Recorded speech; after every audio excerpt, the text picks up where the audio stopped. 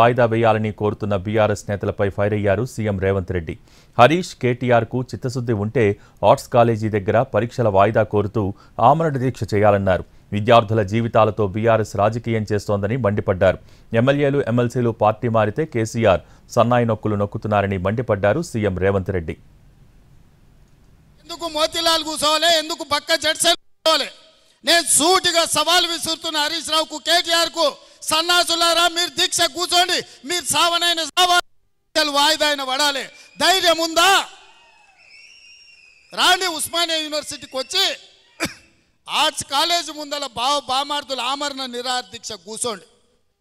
Group 1 పరీక్షలు, group 2 పరీక్షలు, group 3 పరీక్షలు, డిఎస్సి పరీక్షలు వాయిదానన్న పడ, లేకపోతే మీ ప్రాణాలన్న పోవాలి నినాదంతో మీరు ఆర్ట్స్ కాలేజ్ ముందల దీక్ష చేయండి. మేము కాపలా ఇస్తాం, మిమ్మల్ని ఎవ్వడు ఆపడు, సూతం ఎన్రోల్ చేస్తారు.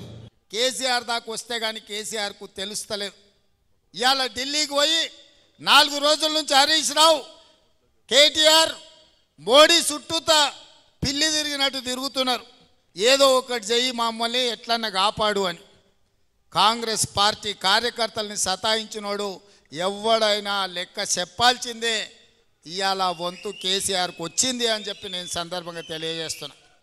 ఎక్కడెక్కడైతే టెంపుల్స్ ఉన్నాయో టెంపుల్స్ కమిటీలు, మార్కెట్ కమిటీలు, ఇంకా ఇతర నామినేటెడ్ పోస్టులు ఏమేమి ఉన్నాయో, లైబ్రరీ చైర్మన్లు మా మిత్రుడు సంపత్ చెప్తున్నాడు, నామినేటెడ్ పోస్టులు ఏవేవైతే ఉన్నాయో కార్యకర్తలకు, కష్టపడ్డ వాళ్లకు అవకాశం, రానోళ్లకు అవకాశం ఇచ్చి వాళ్ళందరినీ కూడా తక్షణమే ఆ పదవులలో కూర్చోబెట్టాలని చెప్పి వేదిక మీద ఉన్న ఎమ్మెల్యేలందరికీ నేను ఆదేశాలు ఇస్తున్నా.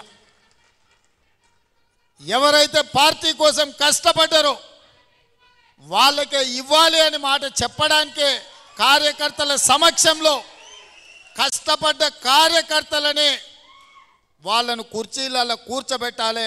పార్టీ బలంగా ఉన్నప్పుడే మన ప్రభుత్వం బలంగా ఉంటుంది. సోనియా గాంధీ గారు, రాహుల్ గాంధీ గారు నాకు అదే మాట చెప్పినారు. కార్యకర్తల్ని కాపాడే బాధ్యత నీది. 3 ఏళ్ళు నీ ఎంబడి నిలబడ్డారు, నీ వెనకాల నిలబడ్డారు, కట్టెపట్టుకొని నిటారుగా నిలబడి కొట్లాడినరు.